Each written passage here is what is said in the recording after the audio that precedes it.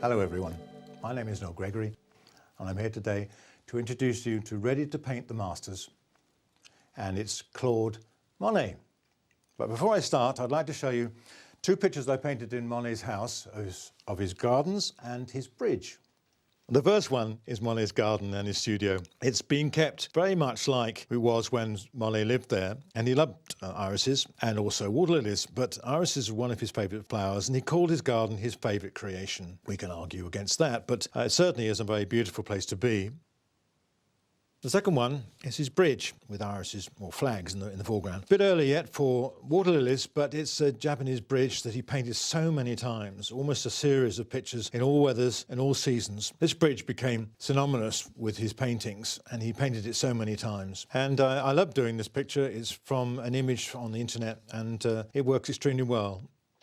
Right after that bit of inspiration, I hope for you, I've drawn out the picture from the tracing you'll get in your book, and I put it on this board. And now, how would Monet have done this picture? It was obviously a very much larger size canvas he'd used to start with. He stood in front of what he was looking, and he would copy what he was looking. We have to use an image of the painting we're going to copy, and so the image is right there. And when you copy anything, please try and get that copy on the same level as what you're doing, because if you don't, you'll be looking down, and by the time you've got up there, you've forgotten. Now, how would Monet start this picture? Well, he wouldn't have a white canvas, that's absolutely certain. There's not a lot of information about how Monet worked, but he would not have had a white canvas, so we cover that canvas with a colour. And since it's green to start with, we use a mixture of green. I've got to wear these glasses, I'm afraid. Age creeps up on us. There we go. So I've mixed up a green. This is a chrome green, which is one of the greens he used. And we'll go over the whole lot. Just scrub this in, get it in quickly as we can. Not a lot of time for this. Have a good time. Get rid of all the white of the canvas. There we go. Right. We'll let that dry. Now it's nice and dry. I've changed from the 1-inch brush I've used, and we're going to use an 8 filbert. And the next stage really is looking at how the tonal structure works in the picture. It's very flat, obviously, because we've got to look at the dark areas. So it's ultramarine blue, same bit of green, moves across. We'll put a tiny touch of red in it, just to make it slightly purpley looking. That is much too strong. Let's try a bit more green. It's just a stain. Right, okay, let's waste no more time. We've got a dark area here, a dark area here, and here, and there's one here. I'm going to change my brush. Let's go mad. We'll have a nice big brush. We'll get that all green in there. We'll bring it across. This is fairly dark, this side of the painting. This is dark up here. Now, Monet would have done this. He would have understood that the most important thing about picture making is its tone. He couldn't see colours very well. Later on in his life, he had cataracts, as you know, and he couldn't see colours, but he understood tone beautifully. And there's a large area of tone here. Dark area here. There's a bit here. This is dark here. And across to here. That's the shadow of the bridge. The bridge itself is dark, so we put that in.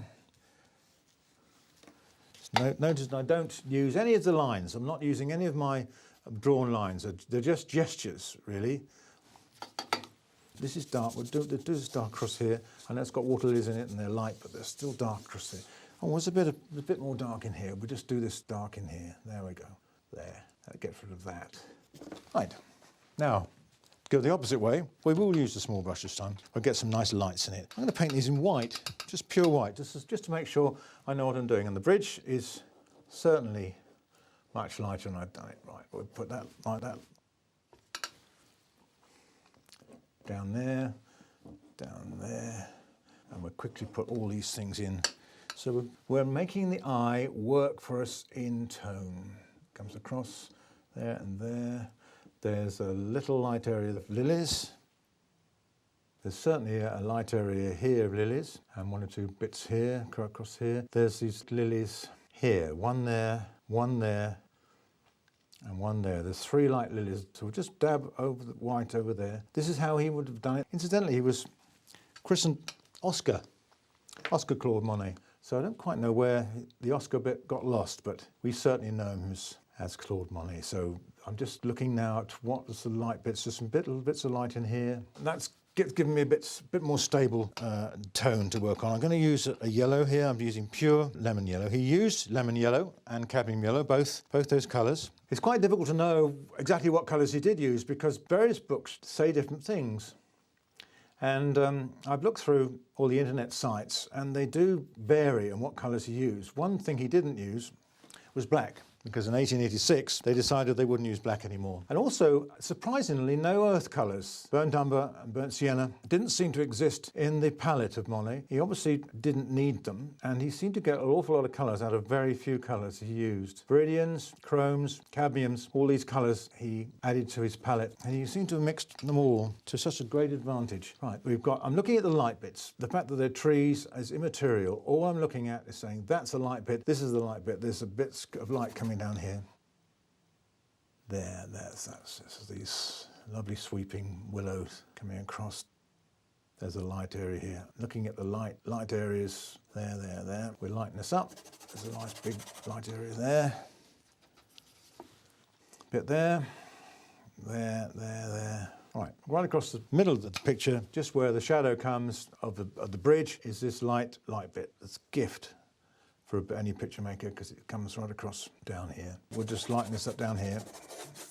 Still not terribly sure of what the tones are going to be, so we need to go back. We'll use another brush for this, a bit more of a drawing brush. This is a number 4, and we'll add some more green areas. I'm using a bit of Viridian with the bluey mix I had before. That just gives it a bit more dark. That's a bit more red on there, just to calm it down. Red is a marvellous calmer for green. And we'll add on some of these darker bits there. That's better. Now I know where things are a bit. I'll put that there. Right. Across there. Just got to be a bit more accurate with this bit because that's part of the drawing. The tone bit will be the drawing. There we go. This goes across here. That just goes into there, but again, bit of drawing on that. We'll just draw the bridge across like this. Make that dark there. Bringing out the major strut of that lovely Japanese copied bridge. A nice interesting shape. If you're doing a dark background, what in fact you're doing two things. You're doing a tonal structure for the background and also drawing the foreground. In this case, where the leaves of the reeds show. So we'll just do that there. We'll put that over there. I'm going to use a bigger brush for this. Kitchen towels, great invention. We'll just use this a slightly larger brush so we can get some more speed into it. There we go.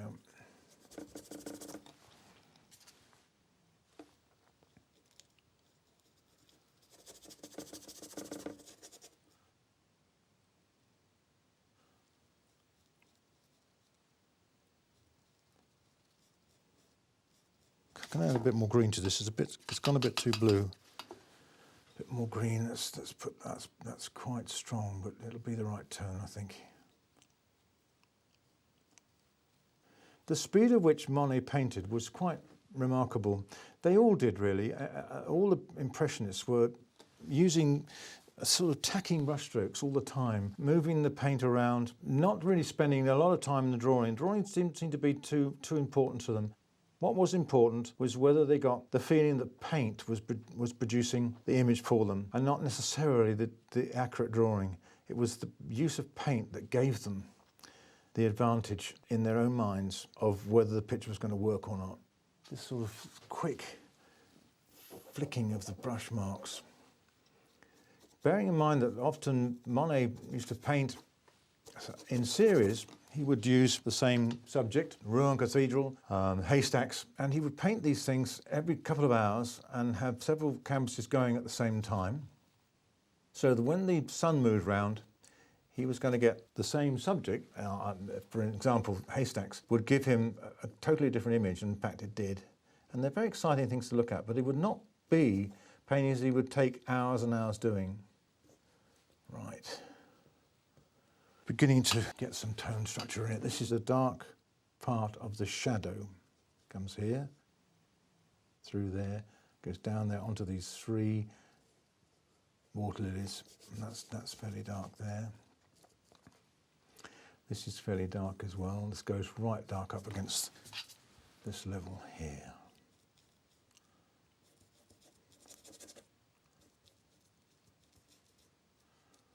Right, this is another dark area here. We'll get that, scrub that in as quick as we can. Just to give it, this is a slightly muddled. We've got a dark area coming down here and a dark area there, right, put that in.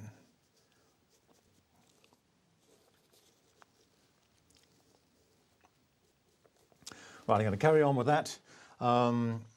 Carry on with this kind of, same kind of colour structure. And it'll take me a little time, few more minutes, just to finish that. Then we'll go on to the mid-tones and see how we can bring the picture up to a more finished result.